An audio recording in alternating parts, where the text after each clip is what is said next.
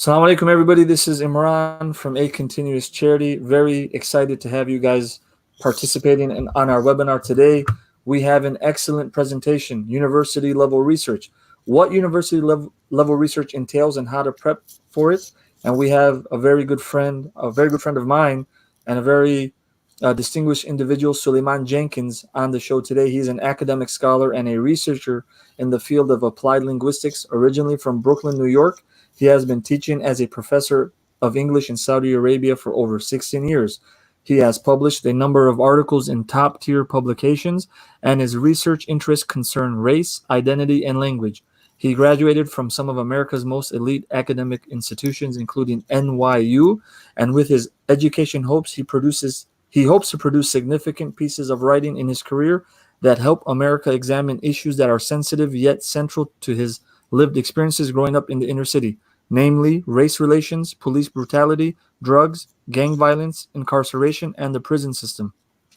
Suleiman, how you doing, my friend? Doing very well. How are you? I'm doing well, man. I'm sorry I had a few tongue twisters in that introduction, brother. You've accomplished quite a lot. Not much, and still not done. So, inshallah. Well, we're happy to have you today. ACC serves a base that is very interested in higher education. So we have a lot of applicants that are high school applicants and even undergrad applicants that want to get an interest-free education, interest-free access to higher education. So because of that, I thought it would be it would be natural for us to have a webinar with you on to talk about college level research, college level writing, and distinguishing that maybe from what we're accustomed to when we're in high school.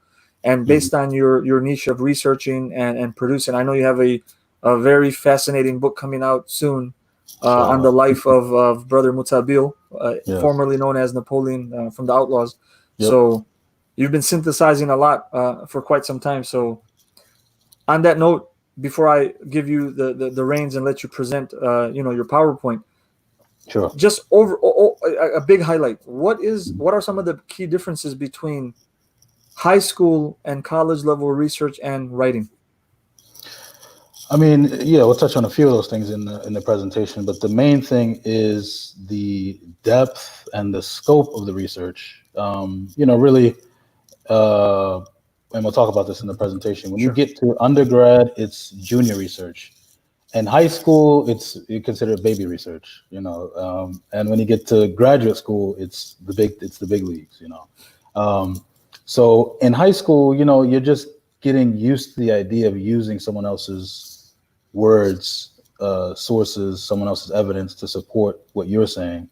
Whereas it's generally not super formal. Whereas in college, that's when it becomes formalized. And you start to learn different systems and things like that. And but it's still relatively junior. When you get to a graduate level, then that's when it becomes not only the formula, and it's very formulaic, and you have to worry about different styles and things like that, but the actual types of research you're doing is quite intense, quantitative, qualitative, things like that. So it's just a gradual progression of steps throughout your academic career. And it starts in high school with the idea of knowing that you have to use other things to support what it is that you're saying. Would you also agree that because I'm happy to use that word baby research, but would you agree that in high school there's also more structure and more hand-holding? Yeah. Okay. Definitely. And then by the time you get to college, you're kind of expected to just kind of swim, right? There's still some guidance. There's support groups. Yeah. I mean, to some degree, I would say the first year, not so much, depending on the school and the support system they have educationally. But yeah, generally, by the time you get to college, they expect a lot of autonomy when it comes to research. But they're flexible as a freshman, and then, I found that as you progress and your projects become increasingly more difficult, then that's when they sort of expect you to be a little bit more autonomous. Okay. So why don't we go ahead with your presentation, and for all the folks that are tuning in, please do share your questions in the comment section on Facebook and YouTube, and stay tuned at the end so you can ask Suleiman any pertinent questions that you may have regarding research at the university level. Sure. So Suleiman, if you can get to your, okay, there we go. Yep. So I'm going to remove myself from the screen and you can take over from here. Okay, great. So this is, this is a rudimentary presentational research. It's not really super detailed, but it should cover the basics of everything that a college student should know with regards to research. So College Research 101 by myself. So here are the things that we'll discuss. We'll discuss the definition. Can we have a working definition of research? What's the importance of research? What's the function of research? Okay, because in general, I like to look at things from a macro perspective and then sort of look at the finer details. So what's the whole point of research? What does research mean for undergrads? Okay, then what is junior research as opposed to graduate research? We'll investigate plagiarism, exactly what it is, ways to avoid it, and then some parting do's and don'ts. So if we begin with just a general definition of research, I looked it up on dictionary.com. It says dictionary.com defines research as diligent and systematic inquiry or investigation into a subject in order to discover or revise facts, theories, applications, etc. Good. That's a pretty sophisticated definition. But how does that break down, sort of on a general digestible level? When you look at research, you may not realize it, but the whole society, the whole world really, but particularly America, it runs off of research. Research pervades every single aspect of our lives, whether you notice it or not. There's economic reasons for research, with the economy, they look at trends, so they can predict, recessions, look at the health of the economy. They perform research for political reasons. Candidates are very important. It's very important to know where they are in the polls to get their pulse on, on popular opinion about their policies and where they stand. Scientifically, obviously, research is probably the most obvious, where scientists and researchers are looking for discoveries. Obviously, with COVID-19, they're looking to try to find out vaccines, things like that. And then technological, there's a lot of technological research. You have a lot of firms that invest tremendous amounts of money in trying to come up with the new latest latest technology. So research is something, literally, it drives everyday life. So there's no way you're going to escape research, in your life, whether you pay attention to that or not. Now, there's different types of research. And the type of research that we're interested in is academic research. But research as a concept is something fundamental to American society.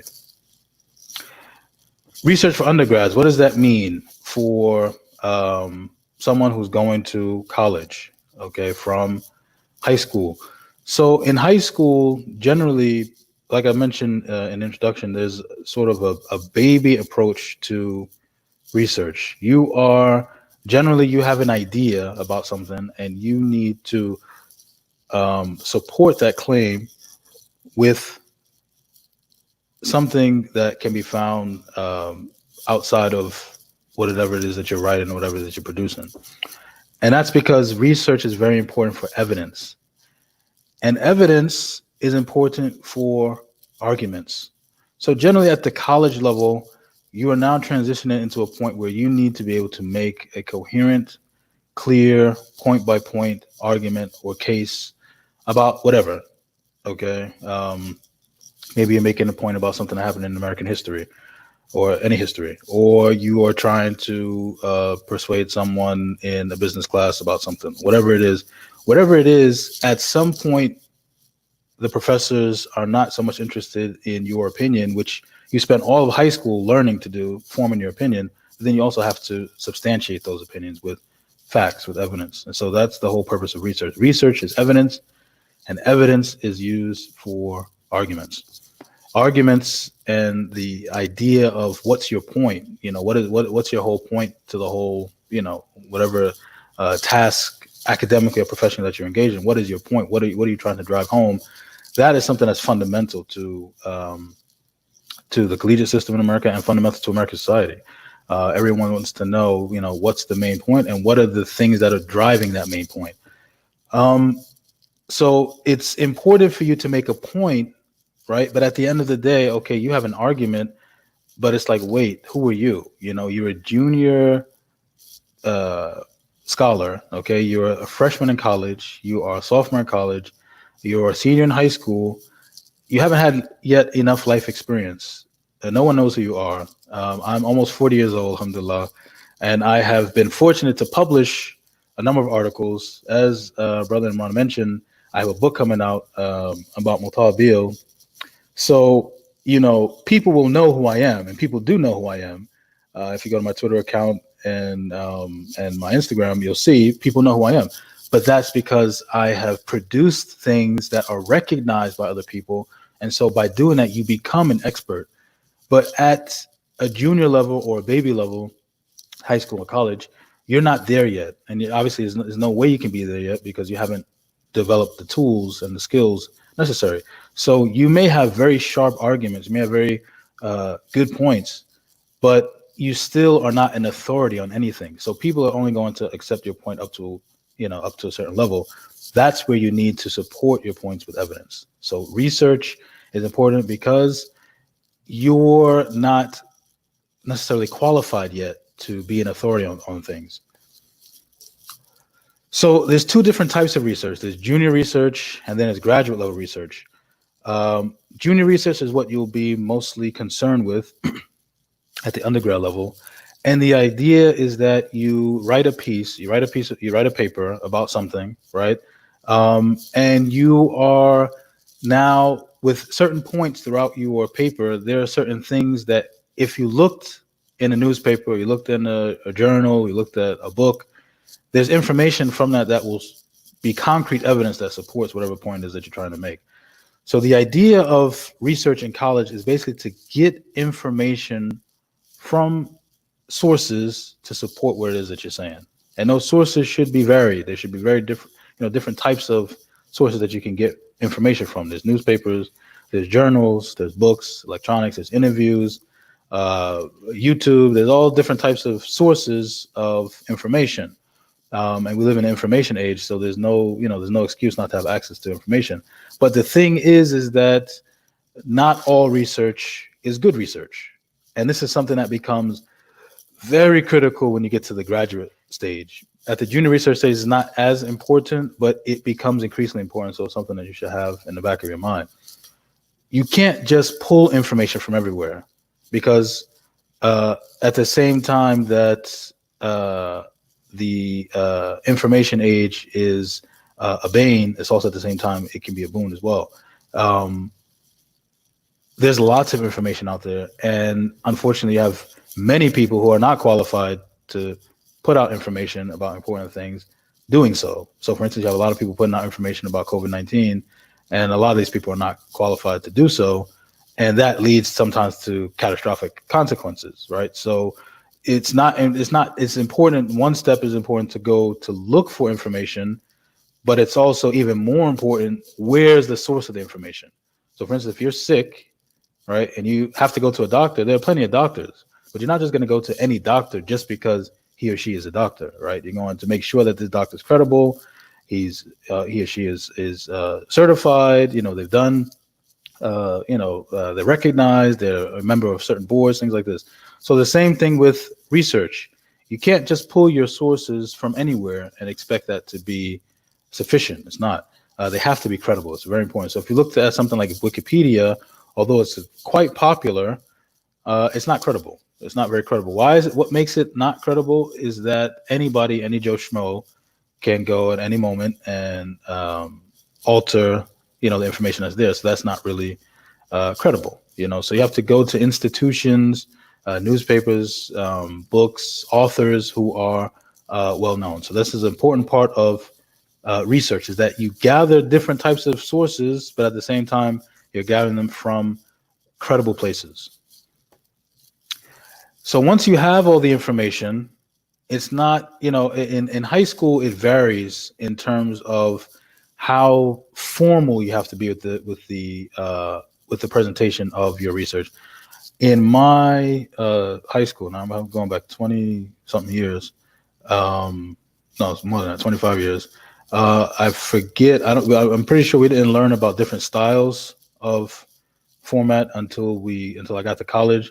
But yeah, basically, you'll have to, have quotes, quotation marks, footnotes, endnotes, things like that. So, and the high school stage is quite basic and rudimentary. But when you get to college, it's not going to be rudimentary at all. It becomes very formulaic and it becomes very formal. So you have to let the reader know. It has to be very clear where your voice begins and ends, and where the research or the source information that you got or retrieved, where that begins and ends. And that's done in a particular format. And those formats are called reference styles. So there are a number of different reference styles that are accessible to you. It depends on your college. It depends on your major. It depends on the field of study. So, for instance, Vancouver, there's many different. There's APA, MLA, Harvard, Chicago. I didn't mention Chicago. Vancouver. I know for a fact Vancouver is specific for the medical field, so that's why it's used. So, the type of style that you use will depend on basically your major, your field of study.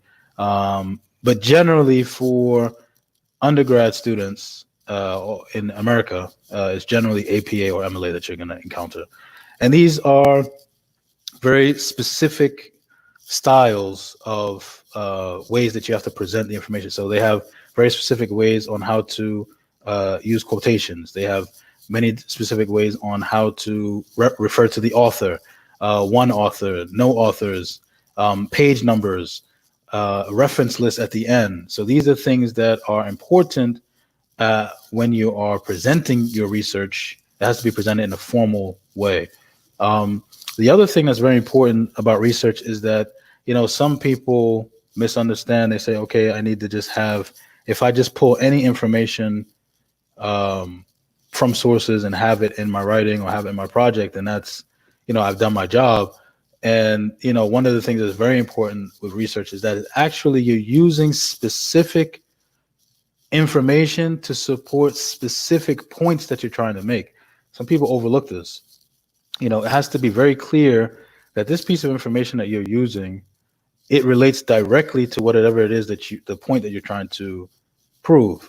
So, if you're talking about, economic markets in Asia, but then you bring in research about economic markets in Europe, that's not really going to do. I mean, yeah, both are talking about economic markets, but one is very specific to Asia, whereas one is specific to Europe. So this is something that's very important in terms of making sure that the research that you use, incorporate, it's going to support something very specifically that you're trying to prove. When you get to my level of research, and I don't wish this on anybody. It is not fun. It can be fun, but it's a lot of work. When you get to the doctorate level, the master's level, then research takes a whole different layer of scrutiny and details. You have to look for research problems. You have to look, what problem exists in the world that I want to try to solve, that somebody else hasn't solved before. What is the purpose of this study? How is this study going to benefit, when I read it, the reader, how is it going to benefit the reader? Then you have to worry about actually designing the research. What instruments are you using? Are using tables? Are you looking at data? Then you also have to look at you have to make sure that you test against the validity and the reliability of the data. There's different types of ways of analyzing data. There's quantitative, where you're dealing with sort of numbers and stats. Then there's also qualitative, which really doesn't deal with numbers. It's more like looking at content analysis. You can use interviews, observations, things like that, or you have a mixed methods approach where you use both quantitative and qualitative. But this is what you do at the graduate level. And as Brother Imran said, in terms of the support that's available to you, it's incremental. So in high school, yeah, you're provided with a fair amount of support because nobody expects you to know this stuff. In high school, I would assume in the very first few years you can get lots of support, but by the time you are a senior, you pretty much have an idea of what it is that you need to do. When you get to the graduate level, there's very little help. Obviously you take courses to learn how, statistics and things like this, statistic analysis, things like that. But in terms of you doing your PhD or your master's, the amount of you need to rely on yourself quite a lot more. So, again, this is much further down the line, hopefully for many of you. But at the same time, it's good to just get you to see where research actually ends up, and then this type of graduate research, this is really fundamental, because this type of research, when professors, I have a good friend, his name is Dr. Travis Bristol. He's a professor at Berkeley, professor of education. And the research that he did, he was looking at the need for more African-American educators in the classroom, and how that boosts the learning of African-American children and people of color.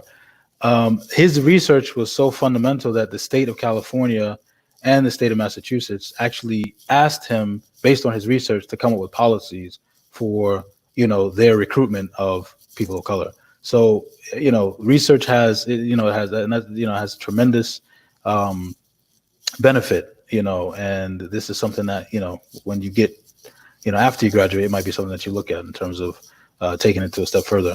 But again, we're talking about the junior research level. And one thing that's very important when you are trying to look to other sources, remember we said it's very important for the reader to know where your points begin and end, and where the points or the evidence that you're using in research, where that begins and ends.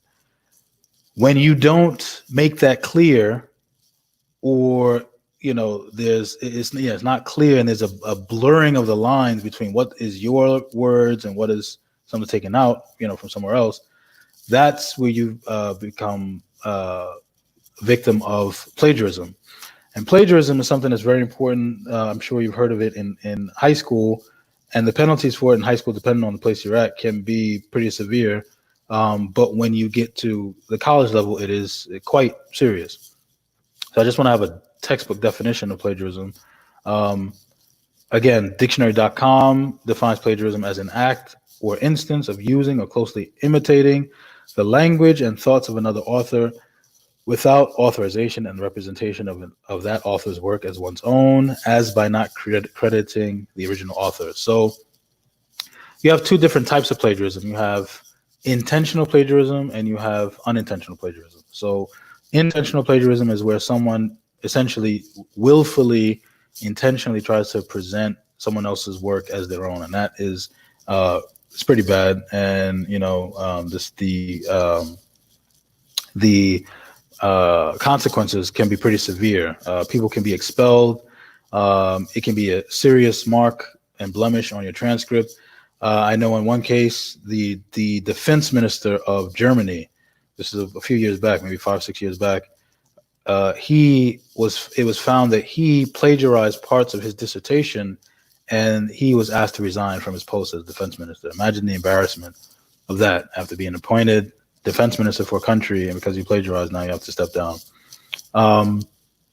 So yeah, plagiarism is, and then there's unintentional plagiarism, which, it's not the student didn't necessarily intend to take someone else's words and use them present them as their own, but because the student doesn't know the conventions of how to research and how to format and how to cite, how to use the quotation marks correctly, how to put things in parentheses, because they didn't understand the formatting, then, unfortunately that work, passed off as plagiarism. So that's obviously not as severe.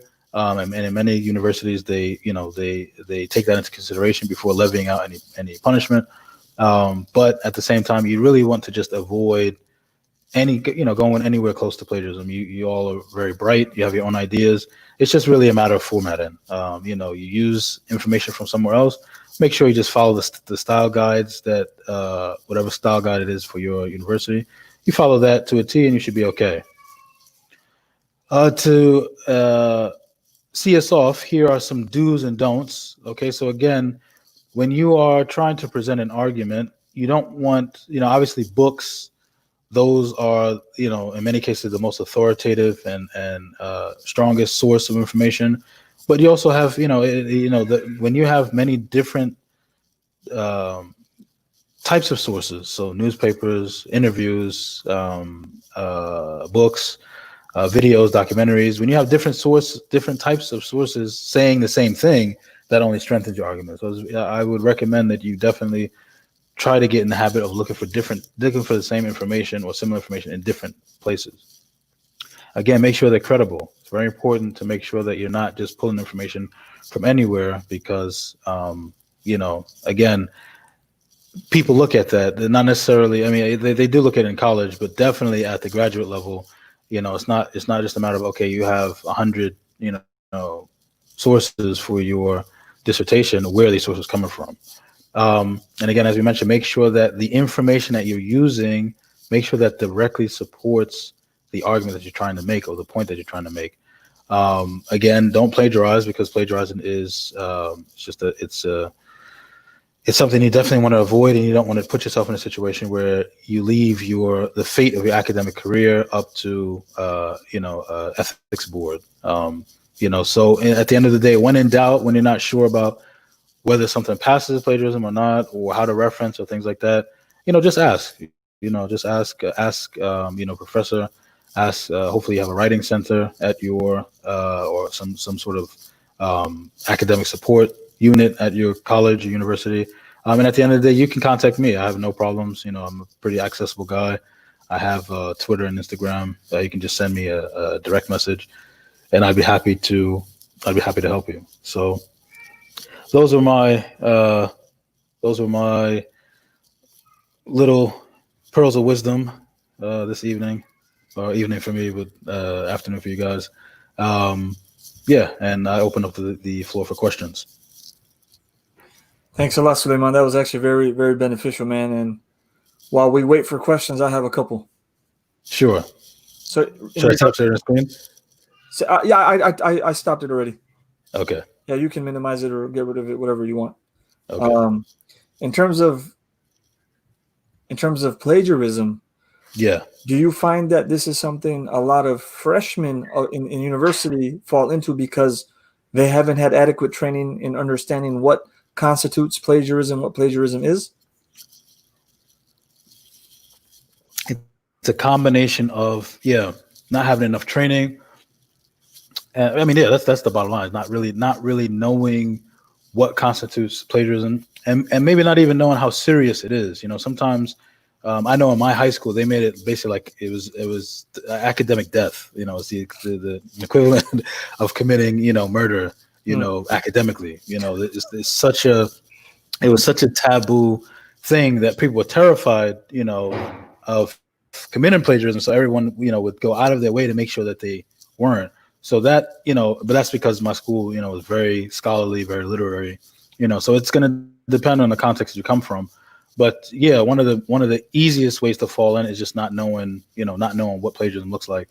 And the thing is too, is that in many cases, again, depending on the university or the college, sometimes they don't do their part also in raising awareness of the importance of plagiarism, or what plagiarism looks like, unintentional versus unintentional, unintentional versus intentional, and really going out of their way to teach students, so they assume that students know, when in many times, many instances, the students haven't had enough training themselves. So. And just out of curiosity, because of your breadth of experience across many different cultures and teaching students from different backgrounds, do you also find that there is a cultural understanding of what plagiarism is and the differences in like, say, American or Western understanding of plagiarism and understanding in a different country? Yeah, that's a big question. I actually wrote an article on that particular point. You can find it on my Google Scholar profile. It's called "Developing Plagiarisms in EFL Context." So the idea of plagiarism is not shared all over the world, basically, because you have to understand, in America, it's a very capitalistic society, and so intellect and the thing that you produce intellectually, that is a commodity. That's yours. You can make lots of money off of it, right? So to protect that, America has gone through a very systematic way of making sure that people's intellectual property is protected. Plagiarism is a way to safeguard, for that. In other cultures, they don't look at knowledge the same way. So knowledge is not personal. Knowledge, once it's created, it's for everybody to share, regardless of who produced it. So when you have models like that, where knowledge is not seen as something that I own, and you have to take my permission to get it, they see any knowledge, wherever they take it from, to be something that's just for public use. And so they don't see any need to reference the person, or they don't see any need. So what you find, in research, is that you find a lot of students in Asian cultures, Arab cultures, when they come to the U.S. to study, they have a very difficult time adjusting to this concept of plagiarism, because the idea itself, in many cases, doesn't exist in the general society. In academics, sure it does, but in the collective society, the general society, the idea of commodification of intellectual property is not there. So again, in my article, I talk about how this is an important transition that students need to be able to make if they're coming from different, countries where the construction of knowledge is different. And we have a question on that topic from Sister Mariam Khan. I'm going to share it right here on the screen. What are your thoughts on plagiarism detection software that many professors use and its accuracy? Excellent. With plagiarism detection software, there's a very specific way that people have to understand it's used, right? So there's this idea that if you have a certain amount of matching text from your paper that shows up on this plagiarism software, if it's above 20%, automatically it's plagiarism. That's not the case, right? Because you can have a paper, 50% of it is from outside sources, but this information has been cited correctly. It just means that you've used a lot of sources from other places, So just because there's a high level of matching, it doesn't necessarily mean that the person's plagiarized. You have to just look and see, okay, there's a lot of matching here, but has the person actually formatted correctly? And vice versa. A person might have 5% plagiarism, but there's no reference in whatsoever. They took an entire paragraph and copied and pasted. That is much more egregious than having 50% matching, So the plagiarism software in and of itself is not the solution. The professor has to look at each individual case and be able to assess whether it's plagiarism or not.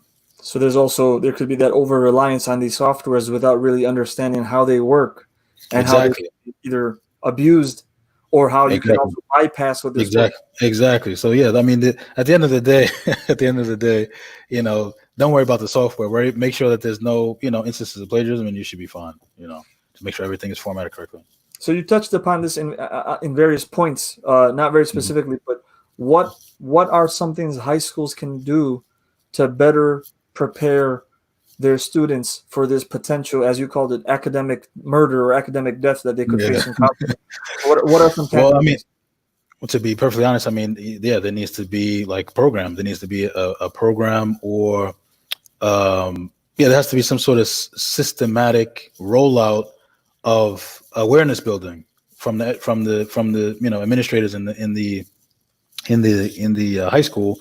Maybe for that last year, academic year, their senior year, maybe every month there's a workshop on different aspects of plagiarism. Somebody presents what is plagiarism, and then they have plagiarism workshops, being able to determine what's plagiarism, what's not, what are the different types. Look at some case studies. Have the students themselves try to practice.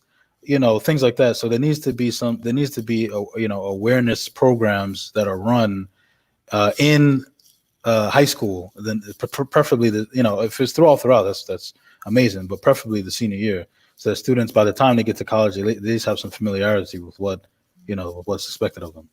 Cool. And we gotta thank you from Sister Mariam. So no problem. You're welcome. Yep. So I think, Suleiman, that wraps it up for today. We don't have any other questions. And inshallah, God willing, next time we can maybe go into a little bit more specifics, or the next iteration of this presentation. Sure. So thank you for your time. No problem. Yeah, thank you for your time, man. And thanks for sharing your social media links and profiles so that the viewers can reach out to you. Any final words before we end the show out? No, just, I mean, research it's a very, time consuming thing, but it's very rewarding. It's very rewarding to be able to, to pull from different sources. I'll talk about the book just before I leave, and if you guys, hopefully it'll be out for consumption very soon, by next month. But the book, so it's about 278 pages, and it's from Muta, and he's a celebrity. We were talking about his life, but if I'm going to produce a book and the whole 278 pages is just about his life or just about his opinions about his life, that doesn't really have much value. It doesn't really have much currency, because people are just going to dismiss it at the end of the day and say, okay, that's your opinion. That's what you thought happened. So the book itself, I put my academic flavor on it. It has more than 150 sources of information. So books, interviews, YouTube videos, documentaries, everything. And there are 260 points of reference that I've taken from these 150 sources. So it's a well-documented place where basically anywhere in the book, if there's a story, you can go ahead and cross-reference it yourself. Incredible places, places that are reputable, the New Yorker, New York Times, things like this. So the benefit of that is that when you get to this level, you get to the stage, you can produce something that has, hopefully benefit for, for the people, and they can serve as a reference for other people.